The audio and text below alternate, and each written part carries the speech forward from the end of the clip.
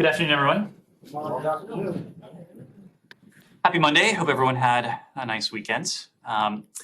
Today, the White House announced a series of coordinated actions to respond to Nicaragua's descent under President Daniel Ortega and Vice President Rosario Murillo into a single-party authoritarian state that silences dissent, imprisons political opponents, shutters independent media and non-governmental organizations, attacks religious leaders, and uses proceeds from the production and sale of gold to enrich regime insiders and pay off those to keep them in power. Among those actions, the Department of State is taking steps to impose visa restrictions on over 500 Nicaraguans and their family members pursuant to Presidential Proclamation 10309. This measure suspends entry into the United States for members of the government of Nicaragua and other persons who formulate, implement, or benefit from policies or actions that undermine democratic institutions or impede the return to democracy in Nicaragua. No member of the Nicaraguan government, nor anyone who facilitates the Ortega-Murillo regime's abuses, should believe they can travel freely to the United States. Today, the White House also announced an amendment to Executive Order 13851, which expands sanctions authorities, including certain trade-related measures for Nicaragua. These new authorities support our efforts to promote accountability for the regime's accelerating actions to close all space for civil society, to increase its security cooperation with Russia, and to silence independent voices despite broad international calls for dialogue and moderation. Governments that deny their people's basic rights or threaten the security interests of their neighbors should not expect that their political, economic, and trade relationships with the United States will remain unaffected. Pursuant to Executive Order 13851, the U.S. Department of the Treasury's Office of Foreign Assets Control imposed sanctions on Nicaraguan Mining Authority, General Directorate of Mines, or DGM, an office within the Ministry of Energy and Mines, and on Reinaldo Gregorio Lenin Serna Juarez, a close confidant of the Nicaraguan president. The United States, together with our allies and partners, believes that a return to democracy and respect for human rights and fundamental freedoms in Nicaragua is essential, and we will use the diplomatic and economic tools available to promote accountability for the Ortega-Murillo regime, to reiterate our call for the immediate and unconditional release of all political prisoners, and to urge the restoration of civic space for the people of Nicaragua. One more item before we take your questions. Last week, Russian authorities initiated a new criminal case against opposition leader and anti-corruption campaigner Alexei Navalny for allegedly, quote, propagating extremism, calling for terrorism, financing extremist activity, and rehabilitating Nazism. Those, of course, were their charges. These charges could result in a cumulative 30 years imprisonment. Only 2 days before the outrageous new charges were issued, an appeals court in Moscow rejected Mr. Navalny's latest appeal, and today marks 644 days since Mr. Navalny was unjustly imprisoned. The United States is deeply concerned by the Kremlin's escalation of its harassment of Mr. Navalny and continued disregard for human rights. The Russian government's ludicrous, cynical references to Nazism fool no one outside of the echo chamber of lies it has imposed on the population of Russia through its censorship and disinformation. The United States condemns Russia's continued contempt for democratic principles as demonstrated by the unjust harassment, prosecution, and imprisonment of Russian citizens who seek to exercise their human rights and fundamental freedoms. We once again join Mr. Navalny's family, his colleagues, and his supporters around the world in calling for his immediate and unconditional release. With that, Matt. Thank you. Echo chamber is an interesting expression to use as it relates to Russia. I'll be really brief because I was late and I apologize. Just in terms of the comments that we've been hearing from Russian officials and the response to those comments from you guys, from the Brits, and I noticed that there was a call today, another one between the Gerasimov and the British chief of staff, I guess, as we call him, basically outlining the same things, that they think that the Ukrainians are going to, or they accuse the Ukrainians of plotting to use a dirty bomb, that they will respond in kind. So without getting into what happened over the weekend and what has already been said, Is there anything new that you guys have to say on this topic today? Well, you asked that we not get into the weekend, but I think the weekend is important context for what we're speaking to, because over the weekend, you did hear and you saw a number of calls take place, not only from senior officials here in Washington, but from capitals in Europe. And you saw a remarkably consistent message in those readouts of those calls, as well as in the joint statement that we put out last night with the forbearance of our French and British partners who were working late, early into this morning, I should say, to finalize it. That made clear that we're concerned when we hear this type of patently false disinformation emanating from the Kremlin. We know the Kremlin's track record when it comes to these types of claims. That's what, of course, what is the predicate, what ultimately undergirds our concern. We reject the transparently false allegation that Ukraine is preparing to use a dirty bomb on its own territory. That was a message you saw in the readouts in the joint statement that we issued yesterday. And then just today, you saw from Ukrainian Foreign Minister Kuleba.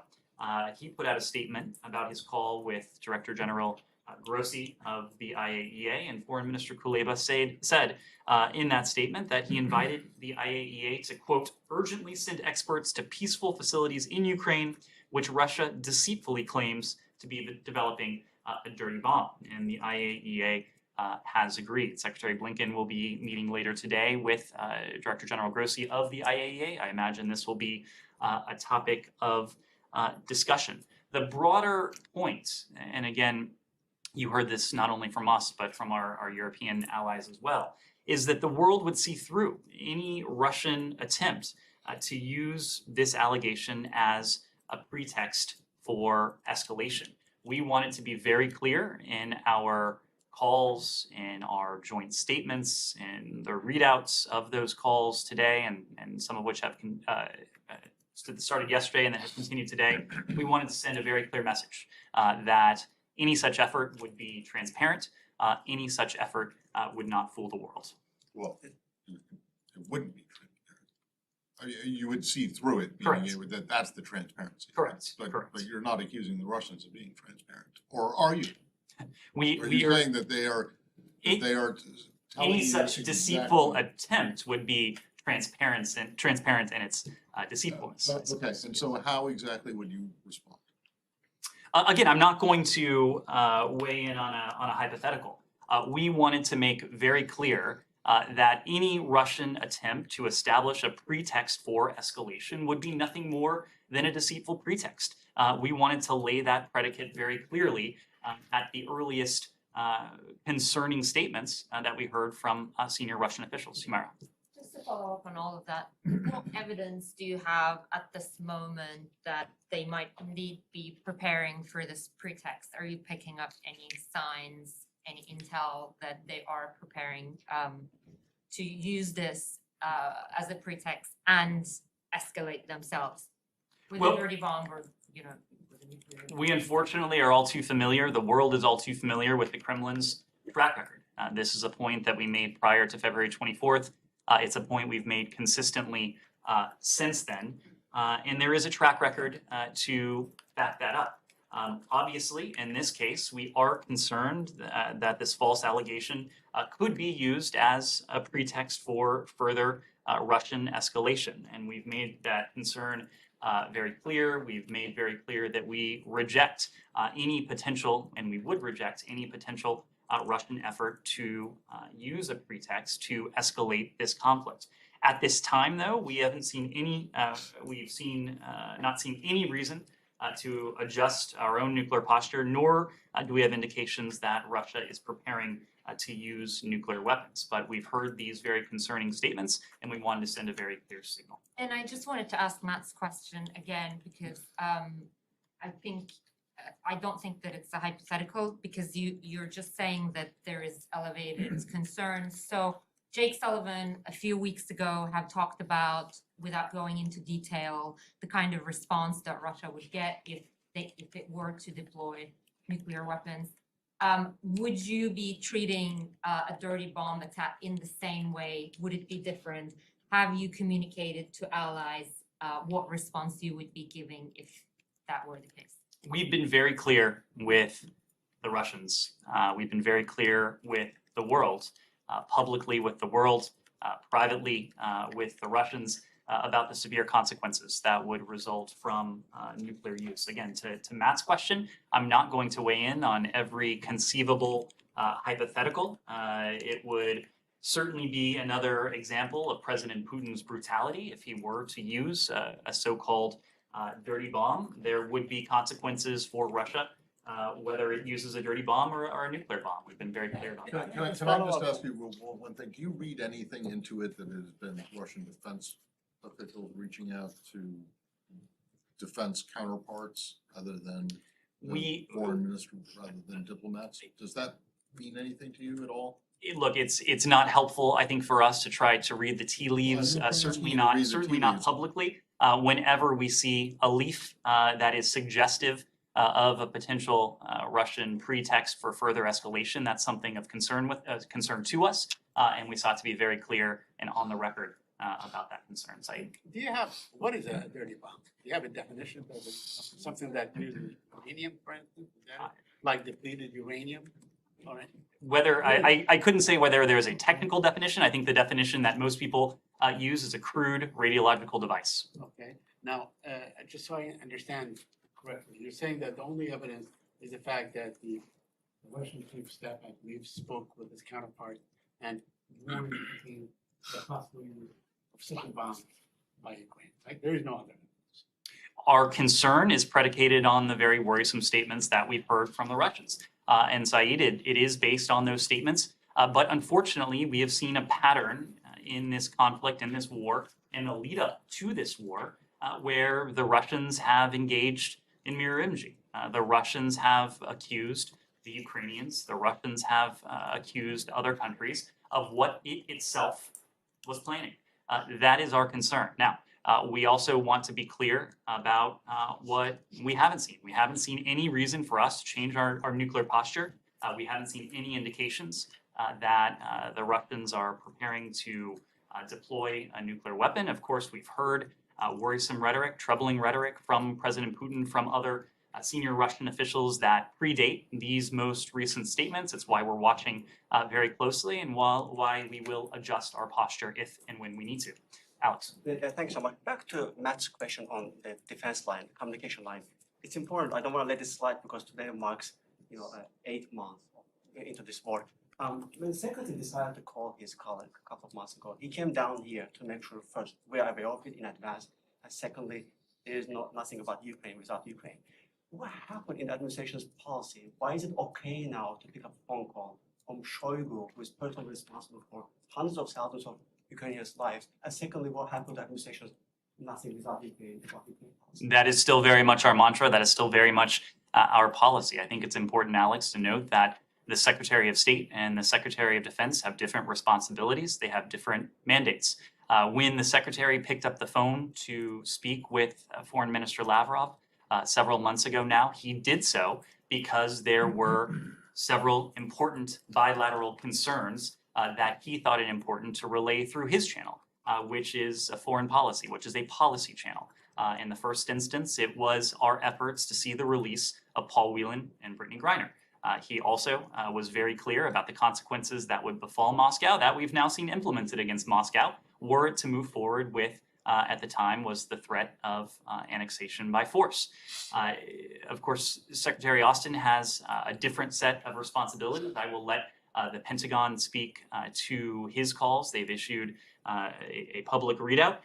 But when Secretary Austin picks up the phone to speak to Minister of Defense Shoigu, as he has done on a couple of occasions now, there are a different set of topics than Secretary Blinken would discuss with Foreign Minister Lavrov. I can assure you, again, without purporting to speak for Secretary Austin or the Pentagon, that Secretary Austin would not engage in anything about Ukraine without Ukraine. That is a mantra that is at the heart of our approach, both in this building, at the Pentagon, from the White House and throughout this administration. Yes. Thank you, Ned. Two questions on sanctions in Georgia. Is the U.S. State Department aware of the new list of sanctions that was signed by Zelensky last week that targeting the inner circle, business circle, and family members of the Georgian oligarch, who I remind you has been controlling and orchestrating Georgian politics for the last 10 years. Have you had any consultation with Ukrainians, like broadly on sanctions and lists and concrete names on those lists? We have a close working relationship with our Ukrainian partners. I would need to defer to them to speak to any sanctions that they may have issued. When it comes to Georgia, you've heard us say this on a number of occasions. I think I've made this point to you previously, that we remain committed to working with Georgia's government as it undertakes the reforms that have been called for by the European Union, by the European Commission. In this case, we want to work with Georgia on its path and on its broader European aspirations. And second question, so generally speaking, considering millions of US taxpayer dollars pouring into helping Georgia become this robust, strong democracy over the last 30+ years of the diplomatic relations, how concerned are you about the apparent drift of Georgia towards the Russian orbit when you look at the attacks of the US ambassador in Georgia by the MPs? This is something you had a statement on, I believe, in August, and you had to defend your ambassador from that podium, which is unprecedented for the 30 years of diplomatic relations between two countries. And when you look at the MPs of the ruling parties who are, talking about the plot by the US targeting Georgia, and US is trying Georgia to drag into a new war with Russia. So how concerned are you when you see those events and statements by different members of the ruling party over the time? We've voiced our concern about some of the troubling statements that we've heard emanate from some corners of Georgia's political system and Georgian society. We've voiced our concern about some of the government's actions. The government's actions, including stalling or moving backward on important democratic reforms, have created setbacks. They've created setbacks to the clear, overwhelming aspirations of the people of Georgia for EU membership and for broader EU Euro-Atlantic aspiration. These actions, we're concerned because they have also deepened polarization within Georgian society. Rather than unify the country around the core issues of Euro-Atlantic integration, there has been a degree of polarization, which is not helpful for the country. It is not helpful for Georgia's broader political aspiration. Having said all that, we remain committed to working with Georgia to make the reforms needed to meet its Euro-Atlantic goals. We urge Georgia to demonstrate its commitment to EU integration by adopting reforms necessary to move forward on that path. And do you think Making clear that you're talking about situation Georgia, in the Georgia country, and not the undermines United Georgia's States? American interest in Georgia, especially in light of this event and the war that broke out in February? I missed the first part of your question. Do you think that situation in Georgia and these concerns that, for instance, the former ambassadors of the US to Georgia have, I speak with them on a regular basis, do you think that current situation in Georgia politically undermines US interest in the region? And I'm asking this question in light of the war in the region. Well, we think some of the actions, some of the rhetoric has worked against the interests of the Georgian people. That's what we care most about when it comes to Georgia and its chosen path of greater Euro-Atlantic integration and its EU aspirations. We want to see Georgia advance along that path. We stand ready to continue to be a partner to the Georgian people, to Georgian society, to the Georgian government as they seek to do so. Sean. Can I ask you something else about Ukraine? President Zelensky today spoke at a conference virtually of Haaretz, the Israeli newspaper, and he spoke about what he terms a Russian-Iranian alliance and saying that Israel should do more, including supply of defensive weapons of the Iron Dome. Does the United States have anything to say about that? Does it want to weigh in whether Israel could be doing more to help Ukraine? Sean, as a general matter, we don't weigh in specifically on what countries could be doing or are doing. We offer our gratitude and our appreciation for the dozens of countries around the world that are providing support to the Ukrainian people. Some of those countries are providing security assistance. Some of those countries are providing economic assistance. Some of those countries are providing humanitarian assistance. Some of those countries are providing all three, like the United States. When we were last in Israel in March, our Israeli counterparts took the secretary to the command center, and they showed us a very impressive presentation of a functioning Israeli field hospital that, as I recall, had just been constructed. Israel has provided important humanitarian support to the people of Ukraine. Israel has consistently signaled that it stands on the side of the Ukrainian people and the side of the broader rules-based international order that Russia is seeking to undermine and to contravene. We would refer to our Israeli partners to speak specifically to the type of support they are providing, to the type of support they may consider providing. Yes.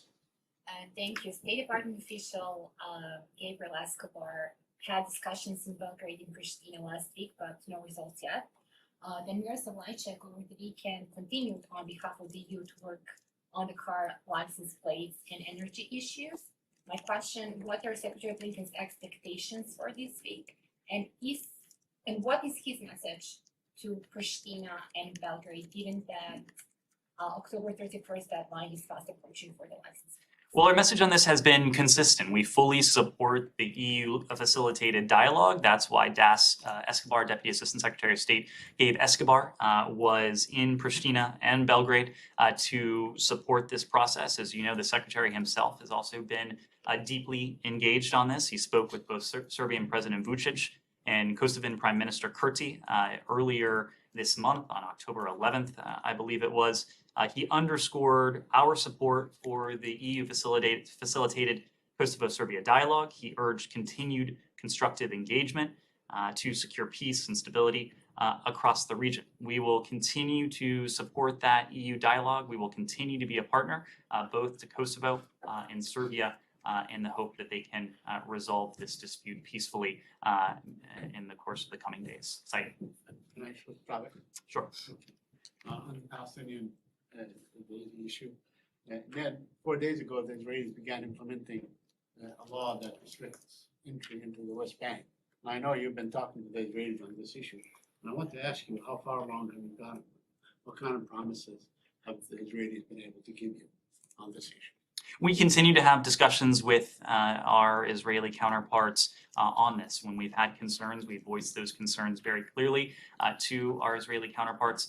You've heard us voice some of those concerns publicly as well. So it's something we continue to discuss. Yeah, but in the meantime, if, let's say, someone like me wants to go, they would have to request a visa 45 days in advance and so on.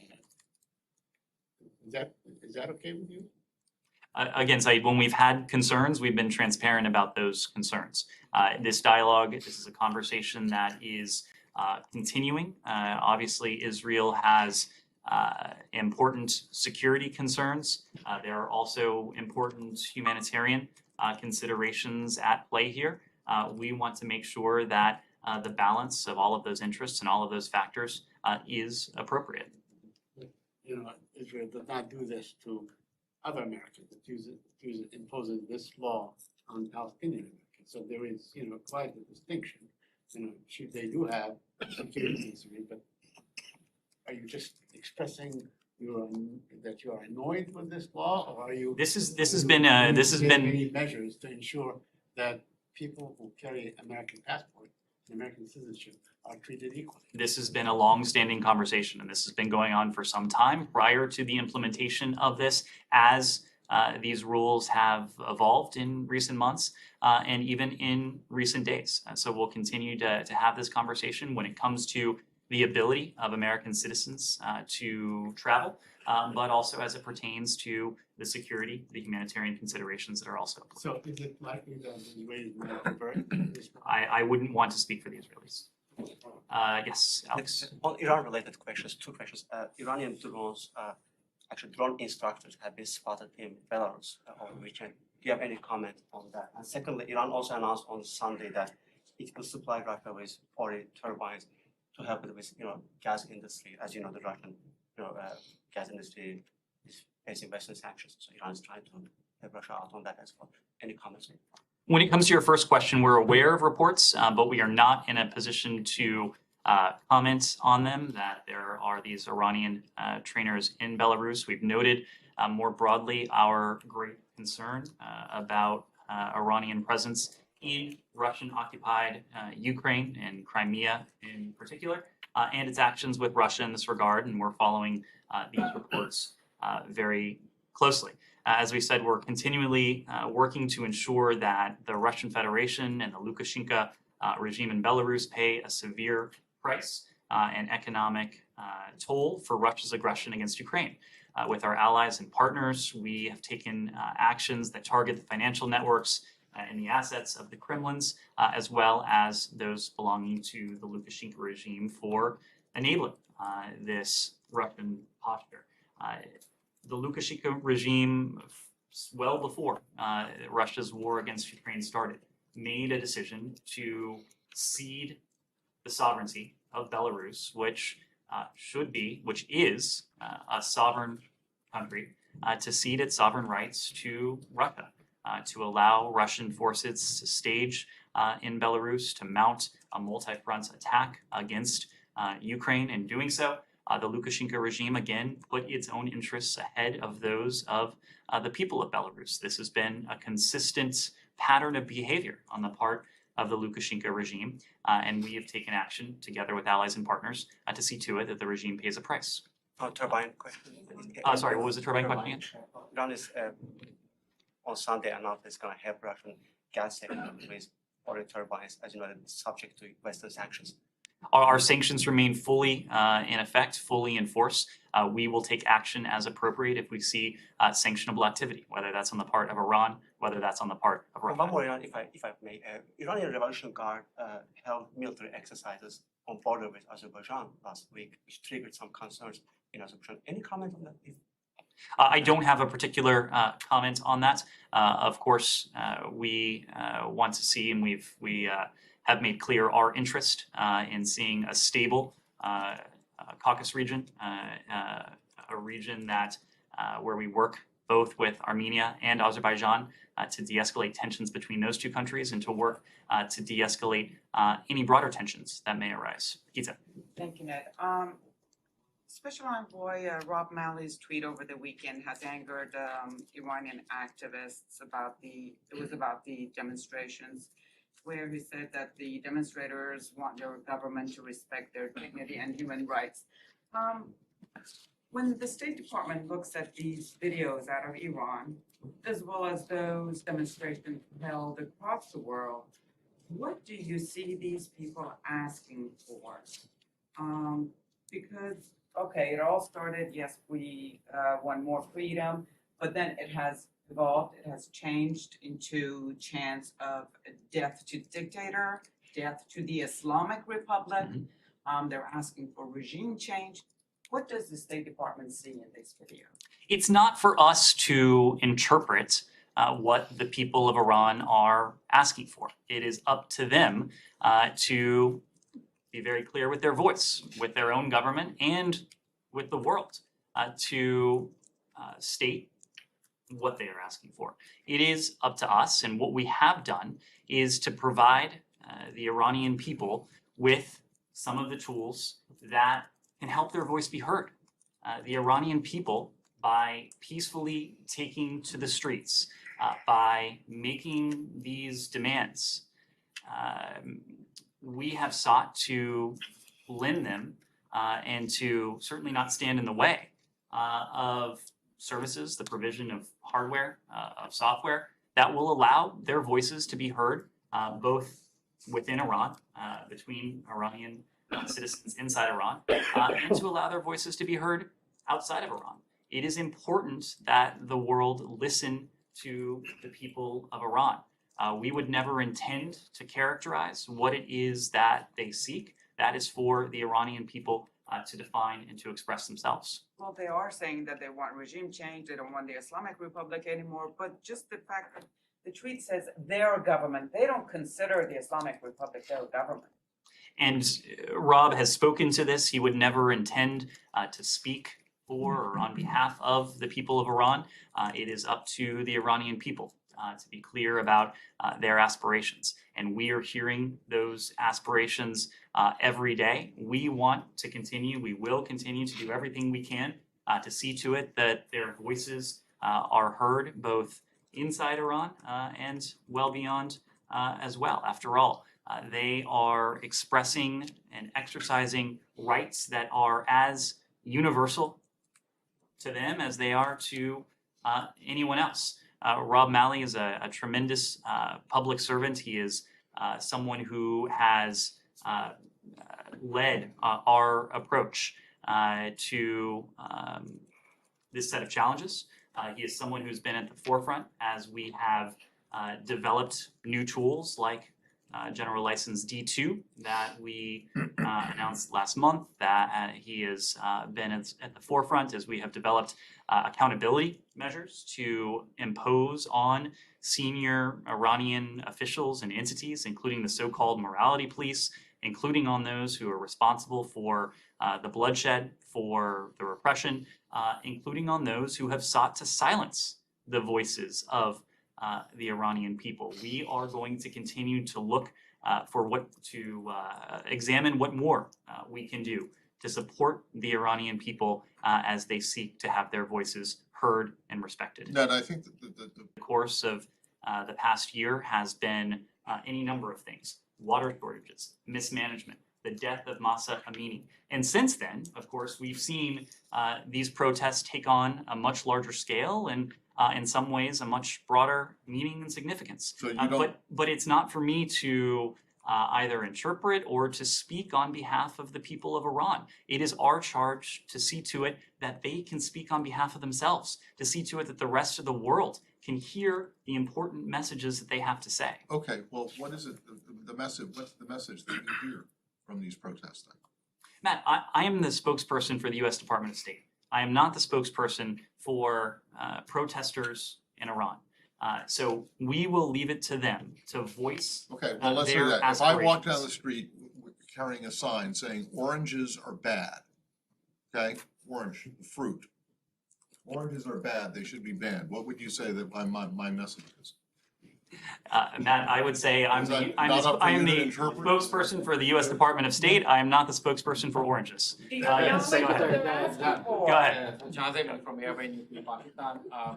Senior Pakistani journalist and my colleague, my friend, Arthur Sharif was killed in Nairobi. Sorry, nice, all right. So, senior journalist, my colleague, my friend, Arthur Sharif was killed in Nairobi, and he was forced to live in exile due to his investigative reporting about the specific political system of Pakistan. So we often talk about this. So what is your message to the Pakistani leadership to fulfill their commitments regarding press freedom? Well, first, I express my condolences to you. I express my condolences to Arshad's colleagues, to his loved ones, to family members, to all those who knew him, who knew his work. We're deeply saddened by the death of Arshad Sharif. We encourage a full investigation by the government of Kenya into his death. It's not entirely clear that we know all the circumstances at this point regarding what led to his death, but we do urge a full investigation. Sir, Ashish Sharif called me day before yesterday. I was talking to him on the phone, and he told me that he applied to renew his US visa from Dubai, United Arab Emirates, but it was rejected. So, sir, is there any kind of special kind of thing that you like help those kind of journalists, or people who just like facing death threats and apply for the visa? I mean, just came into my mind this question. I was talking to him yesterday, and I was trying to help him. It's difficult for me to speak with any specificity regarding what we could do with a particular individual, but we have programs around the world in the first instance to bolster protections for those who are exercising what is another universal right, the right to freedom of expression, the right to information. And it's clear through his work that Arshad Sharif was dedicated to that fundamental right of freedom of expression, took him around the world. His work was known around the world. USAID has a number of programs to work with governments around the world to bolster those rights, to bolster independent media. We have taken action, the department and others have taken action when we are aware of efforts on the part of governments around the world to intimidate, to harass, to otherwise seek to silence the voices of those who are so committed to that freedom of expression. So there are many Pakistani journalists who are living in exile due to these kind of threats. To be honest, I feel 100% safe here in Washington, D.C., but just wanted to hear from you. The journalists who are a little critical about Pakistani political system, should they all feel safe here in the United States of America? This is a country that cherishes the rights that are enshrined in our Constitution, in our Bill of Rights. I of course, am not here to offer advice to everyone, but these are rights that are embedded in our country's experience, that are embedded in America's DNA. We also believe that these rights are universal. These are rights that should not be only protected here. These are rights that should be at the heart of societies around the world. And when countries fail to respect these rights, when they actively try to contravene these rights, in this case, when they attempt to suppress, repress, or otherwise harass journalists, they tend to hear about it from the United States, and that's a good thing. Let's ask one more on Pakistan since we're on the topic. Does the United States have anything to say about the decision to bar Imran Khan from standing for election for 5 years? We are not going to inject ourselves into internal Pakistani politics or into a dispute between the court and the Pakistani political system. Yes, go ahead. Could I ask something completely different? If you don't, Haiti. Just wanted, I know you've addressed this in recent days, and the Secretary addressed it on Friday, but or the French Foreign Minister. But could you say where things stand now on having an international force for Haiti? Is there a partner country? Does the United States still find this to be an urgent priority? We do still find it to be an urgent priority. We, along with Haitian leaders, along with OAS leadership, along with many of our partners and allies around the world, do see the status quo as unsustainable, given the security situation, the public health situation, the economic situation that Haitians are confronting.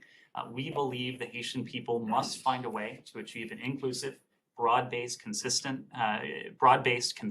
on the way forward for their country's governments and development. And of course, there have been discrete actors who have sought to stand in the way. We strongly condemn acts of violence that occurred in Haiti over the past weeks, and those malign actors who continue to block the distribution of food and fuel to Haitian businesses and other essential Haitian institutions.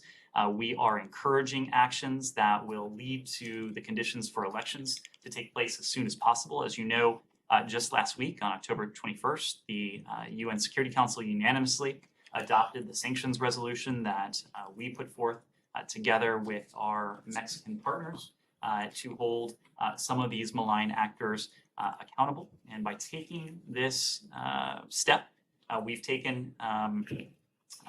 have helped to stymie the activities of criminal actors in Haiti.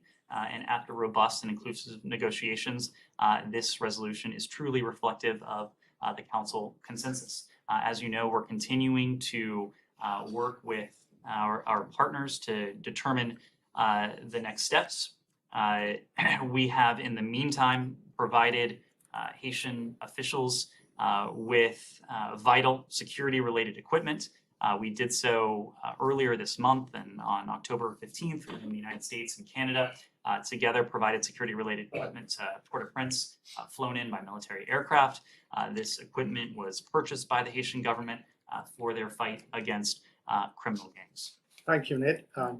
I'll come back to you, Humara. Just on Brittany Griner, because she has her appeal hearing tomorrow.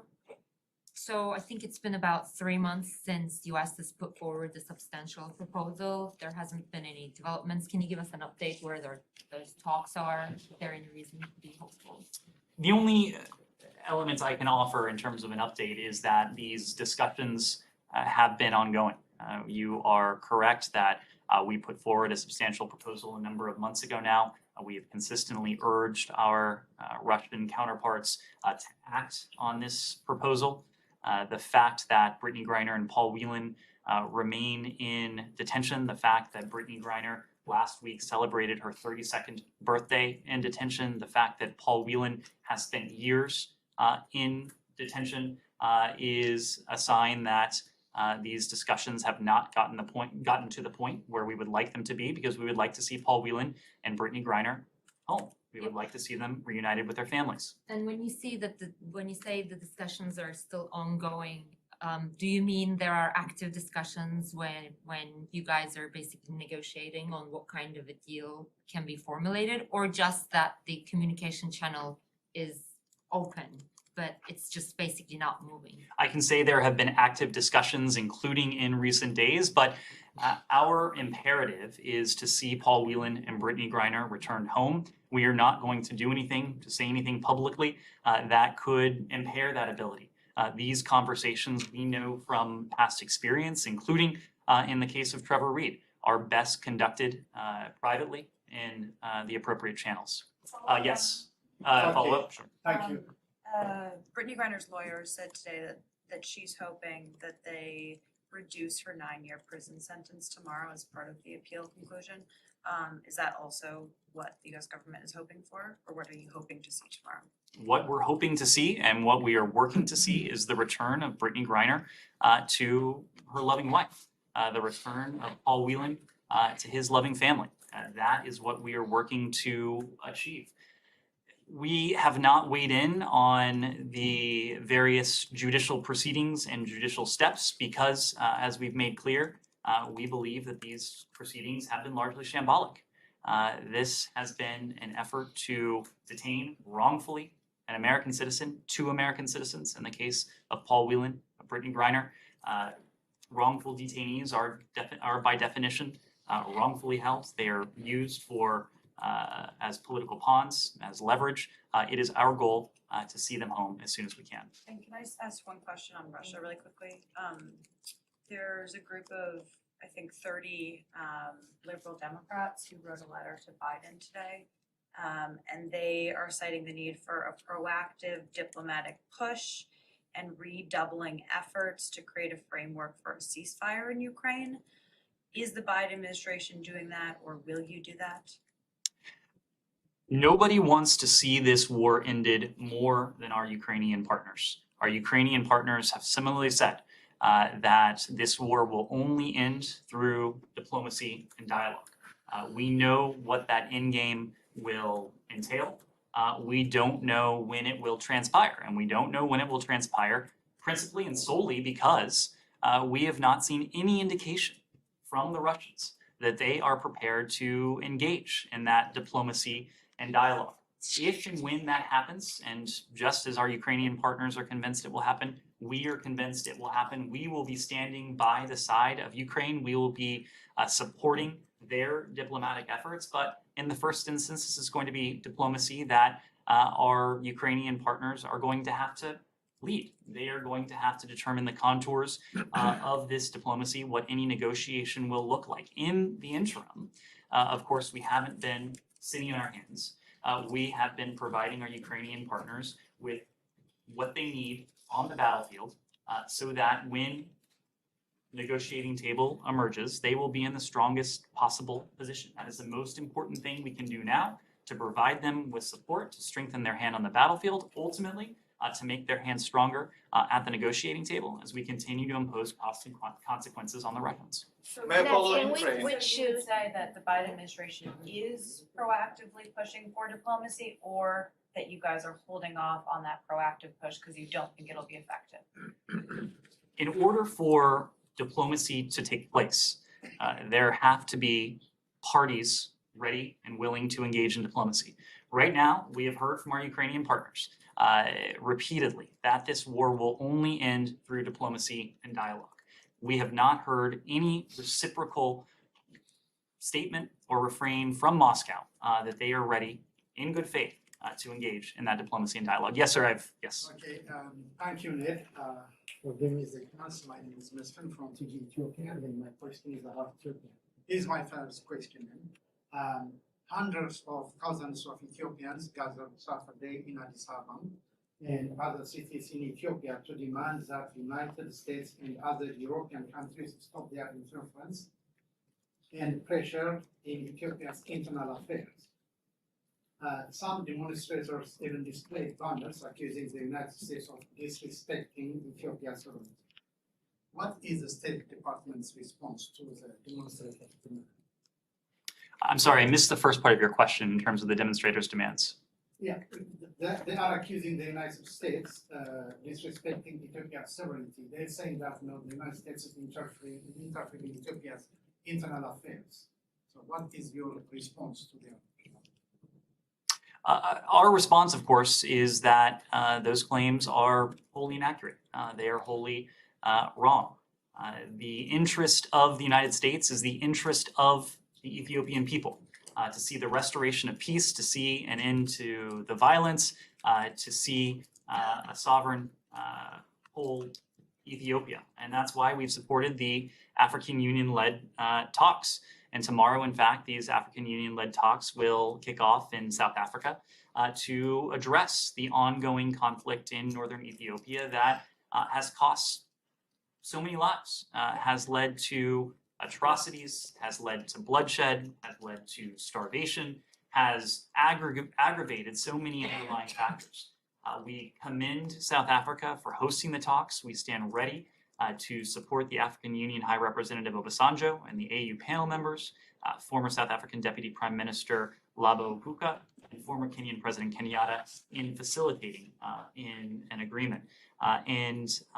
To that end, our special envoy for the Horn of Africa, Mike Hammer, is in South Africa to observe and to participate in the AU-led talks along with United Nations and IGAD, and to support efforts to have an immediate cessation of hostilities, to deliver humanitarian assistance to all Ethiopians in need, to prevent further human rights abuses and atrocities, and to secure Eritrea's withdrawal from northern Ethiopia. Those are our interests, but importantly, those are also the interests of the Ethiopian people. And Ned, yesterday also Ethiopians and Eritreans demonstrated in front of the White House asking the same question. Did you get their messages? We have heard loud and clear messages from Ethiopians around the world. First, in the first instance, in Ethiopia, our special envoy has spent significant time in Addis in recent weeks, meeting with a range of stakeholders. Of course, there are vibrant Ethiopian diaspora communities around the world, including here in the United States. We're engaging with appropriate stakeholders to determine how best we can help the people of Ethiopia achieve their aspirations, to end the violence, to provide humanitarian assistance, to restore Ethiopia's sovereignty, and to put an end to the atrocities and human rights abuses. Which to China. Final question. Final question. The Ethiopian military is advancing in Tigray regions, and today also announced that the Ethiopian military occupied some of the Tigray's capital. What is your thought? Well, we've been clear since the resumption of fighting. The fighting must stop. Peace must be given a chance through these talks that are set to begin tomorrow in South Africa. We call on the government of Ethiopia and Tigrayan authorities to engage seriously in these talks to achieve an immediate cessation of hostilities, the delivery of humanitarian assistance to all Ethiopians in need, to prevent further human rights abuses and atrocities, and to effect Eritrea's withdrawal from northern Ethiopia. Yes. Yeah, Ned, on China, does the U.S. has a assessment on the outcome of China's 20th Party Congress, and does the outcome in any way, shape, or form change the U.S. calculation in dealing with the People's Republic of China in the coming 5 years? And if you could share with us any U.S. intelligence on the former President Hu Jintao being escorted out permanently in our parliament. Thank you. Of course, the conclusion of the party conference doesn't change our approach. You've heard our approach articulated most clearly and most at length by Secretary Blinken in May when he outlined our approach to the PRC.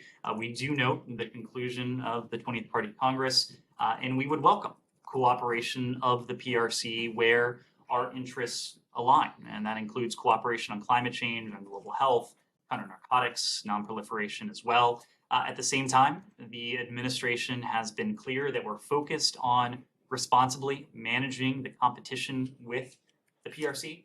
This is perhaps the most consequential bilateral relationship we have. We'll continue our efforts to keep lines of communication open, including at the leader level. We think it is incumbent on the United States to do that. It's why Secretary Blinken has not hesitated to meet with Wang Yi. Others have not hesitated to speak with their PRC counterparts, and will continue to keep those lines of communication open. Also, can you take on the Wu Jintao being escorted out? Will you be able to? I don't have any comments or assessment to offer. And Yes. you mentioned that the Secretary made the speech in May. Do you have anything on the status of China House? Is it up and running, or is it? This is something that we're continuing to discuss with members of Congress. We know that our approach to the PRC will be most effective when we have buy-in from congressional overseers, congressional appropriators, congressional authorizers.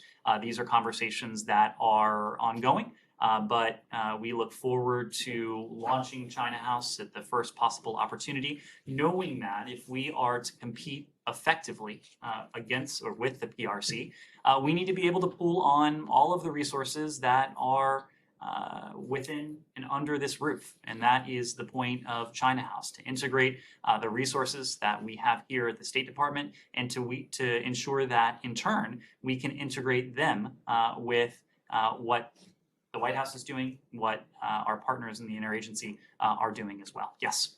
You and colleagues have described this as a period of provocation with North Korea's activity and tensions between the North and the South. Now that the PRC's National Congress is over and we're a few days ahead of the US midterms, is there any reason to be more concerned now about North Korea trying anything with a nuclear test than before this current period? Our concern regarding the potential for another North Korean nuclear test, which would be its seventh, has been consistent for some time now. We assess that the DPRK is preparing its Pyeonggang-ri test site for what would be its seventh test. This is consistent with the DPRK's own public statements. This is something we've said for a number of months now. We are preparing for all contingencies in close coordination with our partners and allies around the world. As you know, Deputy Secretary Sherman is in Japan.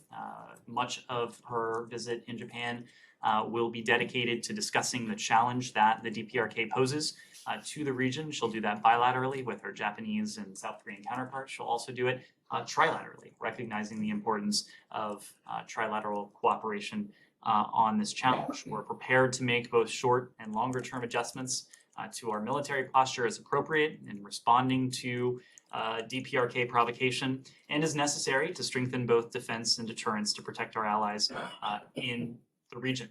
We have made consistently clear that we harbor no hostile intent towards the DPRK. We remain open to dialogue. We remain open to diplomacy. We recognize that diplomacy and dialogue remains the most effective path by which to achieve our overarching goal, and that's a complete denuclearization of the Korean Peninsula. At the same time, our commitment to the security of our personnel in the region, of our treaty allies, is ironclad. It is sacrosanct, and we'll discuss that in forthcoming engagements. Yes, Jenny. Thank you, Lee. You know that North Korea invaded the northern limit line, NLL, early this morning. Also regarding former National Security Advisor Bolton recently said that the United States cannot give up North Korea's nuclear weapons through diplomacy and the sanctions. Therefore, as another option, he said that the North Koreans' regime should be changed. What is the Biden administration doing to change the North Korean Kim Jong-un's regime? Thank you. Those are the words of a private citizen. They should be treated as such. We have made very clear that the policy of this administration, that, by the way, has been similar to the policies of previous administrations, is that diplomacy and dialogue represents the most effective means by which to address the challenge that North Korea poses. That is why we remain, as I just said a moment ago, open to dialogue and diplomacy. We harbor no hostile intent towards the DPRK. We seek to have practical conversations on fulfilling what is that core and overarching goal, the complete denuclearization of the Korean Peninsula. Yes. One more thing, North Korea mocks South Korea for being rejected by the United States to deploy tactical nuclear weapons in South Korea.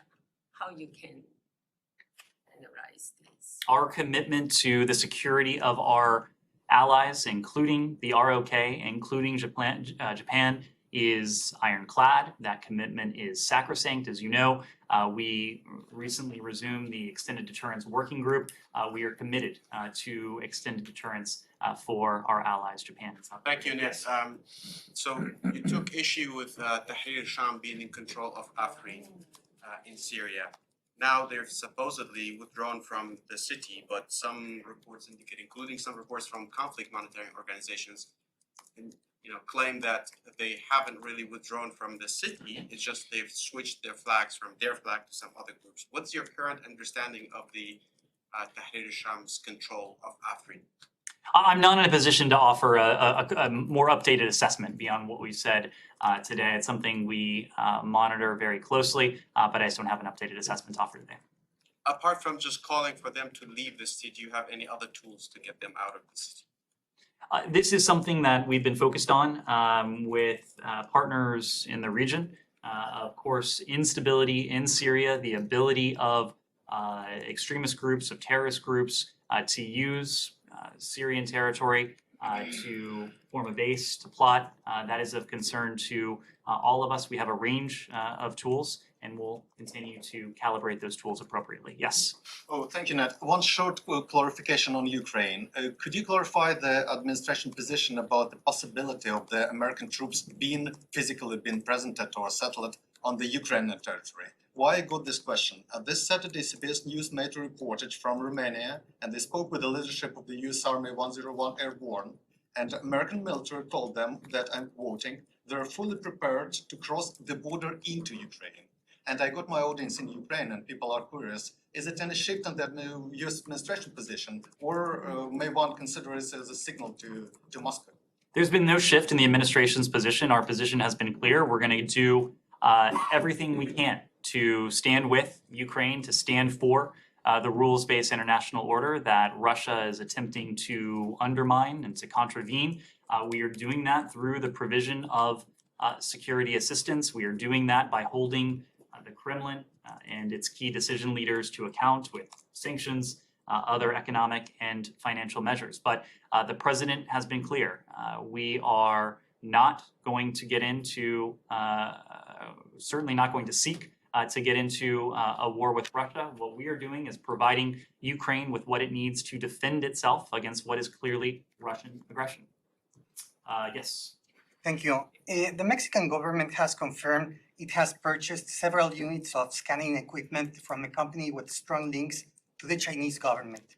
We learned from Washington Post reporting this weekend that the Biden administration considered this purchase a national security threat, and that even Ambassador Salazar sent a letter to the Mexican Foreign Ministry suggesting not to purchase this equipment. Mexico didn't stop and continues to buy this scanning equipment that will be placed in places like Tijuana for goods going into the US. What does it say when your Mexican partners disregard the US concerns on this issue? I don't think it's fair to say that shared concerns have been disregarded. We can let you know if we have any specific comments on these procurement decisions, but we typically don't comment on specific procurement decisions. But we do have a robust dialogue with our Mexican counterparts, including when it comes to border security issues. During the high-level security dialogue that Secretary Blinken, Secretary Mayorkas, and Attorney General Garland took part in last month, there was a discussion of irregular migration. There was a discussion of the need to manage these challenges both in the region and closer to the border. Those are discussions that we're continuing to have with our Mexican counterparts, and if we have anything to offer on a procurement decision, we'll let you know. But specifically on that, are you challenging the Washington Post reporting about Mexico purchasing these Chinese linked equipment? I'm just not weighing in on a particular procurement decision. Well, Yes. wait a second, but you weigh in on procurement decisions all the time. I mean, that's Turkey. Let's ask Europe. When European countries are going around talking about Huawei and 5G, you guys are saying, no, no, no. And I said I'm not weighing in on this particular Oh, procurement this decision. particular one, so it's only when you feel like it. We'll let you know if we have anything to say on this one, yes. Yeah, back on China, the Department of Justice announced about an hour ago, give or take, that they're charging several members of the Chinese Communist Party, the security apparatus there, with interfering in various affairs here in the U.S. Obviously, the DOJ is going to handle the criminal prosecutions, but when it comes to the Department of State, how are you guys going to respond to this threat and deal with it going forward? Some of the things they mentioned are things that have been going on for a while. Some of these people allegedly set up a fake think tank to try to influence American institutions. They tried to recruit former law enforcement professors.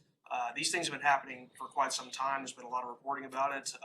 The DOJ, like I said, will do the criminal prosecution, but what are you guys doing to try to rein in this problem that seems to be still very pervasive?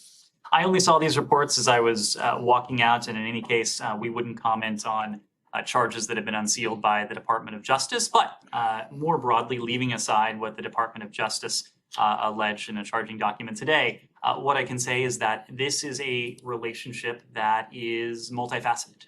We seek to cooperate with the PRC when it is in America's national interest to do so. But this is a relationship that is primarily predicated on competition. And we are doing everything we can to compete and ultimately to outcompete with the PRC across the board. There are also elements of this relationship that are adversarial. And again, without speaking to any details that DOJ may have made public today, this certainly would seem to be in the category of adversarial elements of this relationship. We're clear-eyed about the multifaceted nature of this relationship. We are prepared for the competition. We are prepared to defend our interests when they are challenged by the PRC.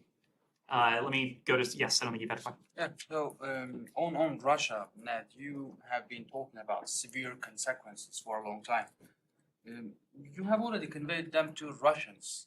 Why don't you convey it to the world as well? What's going to be the result? Is it going to be consequences? Is it going to be military or economic, political? We think it's important that that the Russians know the profound nature of the consequences that would befall their country should they engage in nuclear use. At the same time, these are conversations that these are the types of conversations where we can be more pointed in private. We can convey very frank and sharp messages when we need to. And we've been also clear publicly that there will be profound consequences, but it's not something that we've chosen to detail publicly. And yes. Another question, just on Al-Hol camp, there is a report that the administration has enacted a plan to reduce the population at Al-Hol camp in Syria, and 6 European countries and Australia has agreed to transfer some of their nationals back to their country. Do you have anything on that? We welcome the efforts of our partners around the world, including our European partners, to repatriate their nationals. We think that it is the right and important thing to do, and it's something we continue to discuss with them. Elizabeth. Iran's foreign minister said over the weekend that they had received a message indicating the U.S. was in a hurry to reach a nuclear agreement. Do you have any response to that, and has there been any indirect communication recently? Of course, there has been no such message to Iran. Those reports are not at all accurate. Our only message would be a simple one. Stop killing your people. Stop sending weapons to Russia to kill Ukrainians. These are the same messages that we've conveyed publicly that we would convey privately. Thank you all very much. Thank you.